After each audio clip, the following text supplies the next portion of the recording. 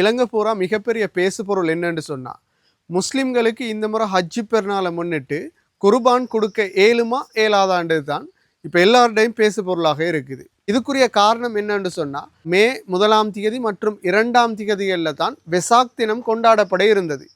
இருந்தாலும் இந்த வெசாக் தினம் இப்போ அதில் காலம் மாற்றப்பட்டு பிற்போடப்பட்டிருக்குது. மே தினம் கொண்டாடுறதாலையும் அதே போல் இவங்களுடைய மிக முக்கியமான இந்த வெசாக் தினம் கொண்டாடுறதுக்குரிய சிறப்பான நாள் இது கிடையாது என்று சொல்லித்தான் இந்த மாற்றம் செய்யப்பட்டிருக்குது. இதுலேயும் பல சர்ச்சைகள் பேசுபொருள்கள் இருக்குது. இது மாற்றப்பட்டது ஒரு அரசியல் காரணம் அமைய காரணமான்னு சொல்லி மிகப்பெரிய சர்ச்சைகள் இருக்குத நிலையில தான் இந்த டேட் மாற்றம் செய்யப்பட்டிருக்குது. இந்த நிலையில மே 27ஆம் தேதியில இருந்து ஜூன் 2ஆம் தேதி வரைக்கும் வெசாக் வாரமாக பிரகடனப்படுத்தப்பட்டிருக்குது.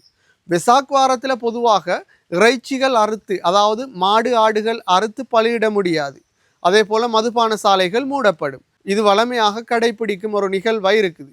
இந்த சிச்சுவேஷனில் தான் முஸ்லிம்களுடைய ஹஜ்ஜி பெருநாளும் மே 28ஆம் தேதி வருது. முஸ்லிம்கள் குர்பானி கொடுக்குவதாக இருந்தால் ஹஜ்ஜி பெருநாளில் இருந்து 4 நாட்கள், ஹஜ்ஜி பெருநாள் தினத்தையும் சேர்த்து 4 நாட்கள் இந்த குர்பானி கொடுக்கப்படும். ஹஜ்ஜி பெருநாள் கொண்டாடப்பட்டு, அதாவது ஹஜ்ஜி பெருநாள் தொழுகைகள் நிறைவேற்றப்பட்டதுக்கு பிறகுல இருந்து இந்த குர்பானியை வழங்க முடியும். அதிலே மிக முக்கியமாக 4வது நாள், அதாவது துல்ஹஜ் 13ஆம் திகதி மாலை, அதாவது சூரியன் மறையும் வரைக்கும் தான் இந்த கடமையை முஸ்லிம்கள் நிறைவேற்ற வேண்டும். இது முஸ்லிம்களோட மிக முக்கியமான 50 கடமைகளில் ஒன்றாக இருக்குது. அதால் முஸ்லிம்கள் இதுக்கு வேற தினங்களை மாற்றவோ இந்த கொண்டாட்டத்தை மாற்றவோ முடியாது. அதே தினத்தில் கொண்டாடி ஆகணும். இப்படியான ஒரு சிச்சுவேஷனில் தான் இந்த முறை வெசாக் தினமும் அதே போல் ஹஜ்ஜி பெருநாளும் இருக்குது. இதை எப்படி கொண்டாடுறது என்று சொல்லித்தான் மிகப்பெரிய சர்ச்சை ஒன்று இருக்குது. வெசாக் தினம் கொண்டாடப்படுகிற நாட்களில் ஹஜ்ஜி பெருநாளும் இருக்கிறதால இந்த குர்பானியை நிறைவேற்றுறதுக்குரிய அனுமதியை அரசாங்கம் கட்டாயம் வழங்க வேண்டும். இது தொடர்பாக அரசாங்கத்திட்ட வினவின நேரத்தில் அவங்க சொல்லுத விஷயம் என்னன்னு சொன்னால், இது தொடர்பாக மகாநாயக்கர்களோட பேச்சுவார்த்தைகள் நடாத்தப்படுது, இரண்டையும் எப்படி கொண்டாடுறது, இது தொடர்பான முழுமையான தீர்மானங்கள் எடுக்கிறதுக்கு பேச்சுவார்த்தை நடாத்தப்படுது என்று சொல்லியிருக்காங்க. இதில் முக்கியமான ஒரு விஷயத்தை நாங்கள் பார்க்கணும். எந்த அரசாங்கமாக இருந்தாலும் இப்படியான தீர்மானங்கள் எடுக்கிறதாக இருந்தால் 2 சமய தலைவர்கள்ட்டையும் பேச்சுவார்த்தை நடாத்தி தீர்வுகள் எட்டப்பட வேண்டும். இல்லை என்று சொன்னால் அரசு இதுக்கான தீர்வுகளை எட்டணும். இதுக்கு முதலே அரசு சொல்லியிருந்தது, எந்த சமயத்திற்கும் சார்பாக நாங்கள் நடக்க போவது கிடையாது, எல்லோருக்கும் சமமாக நடப்போம் என்று சொல்லி. அப்போ அரசு இதுக்கு சரியான தீர்வுகள் என்ன செய்யணும் என்றால் வழங்க வேண்டியது மிக முக்கியமான பொறுப்பாக இருக்குது. இதில் முஸ்லிம் சமூகம் சார்ந்து யார் பேசணும்? இந்த அரசில் இருக்கக்கூடிய அமைச்சர்கள் பேசணும். முனீர் முலஃபர் போன்றவங்க பேசணும், பேசி முடிவுகளை எட்டணும். அதே போல் ஜம்மியத்துல் உலமா பேசி இதுக்குரிய தீர்மானங்களை எட்டணும். இருந்தாலும் முனீர் முலஃபர் வழங்கிய பதில் தீர்க்கமான பதிலாக இல்லை. தீர்மானம் எப்போ கிடைக்கும் என்னன்றது தெளிவான முறையில் அவரும் வழங்க இல்லை.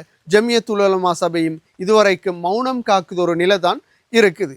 இப்படியான ஒரு சிச்சுவேஷனில் தான் இந்த குர்பான் தொடர்பான சர்ச்சை ஏற்படுது. இதை வழங்க முடியுமா இல்லையாண்டு தொடர்பாக பெட்டிகுலோவில் உள்ளூராட்சி மன்றம் ஒரு கெசட்டை வெளியிட்டு இருந்தது. மே 27 இருந்து ஜூன் 2ஆம் தேதி வரைக்கும் மாடறுப்புக்கு தடை விதித்து, அதே போல் மதுபான சாலைகள் மூடப்படணும் என்று சொல்லி ஒரு கெசட்டை வெளியிட்டு இருந்தாங்க. திரும்ப அதே கெசட்டை ரத்து செஞ்சுருந்தாங்க. அதே போல தான் அரசாங்கம் இந்த வெசாக் தொடர்பாக இந்த கெசட் ஒன்றை வெளியிட்டு இருக்குது.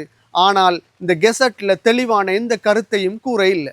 வெசாக் தினம் 27 இருந்து ஜூன் 2 வரை கொண்டாடப்படுமாக இருந்தால் இதுக்கு முதல் வெசாக் தினங்களில் மாடறுப்பு மதுபான சாலைகள் மூடப்பட்டிருக்கும்.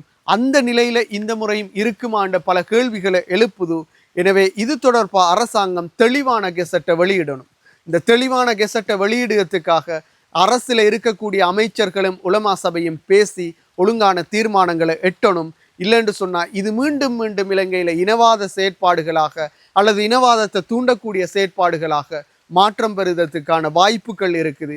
எனவே 2 சமயத்தவர்களும் அவர்களுடைய சமய செயற்பாடுகளை கட்டாயம் செய்யணும். முஸ்லிம்களை தடை செய்வதோ அல்லது வெசாக்க தடை செய்வதோ யாருடைய நோக்கமும் கிடையாது.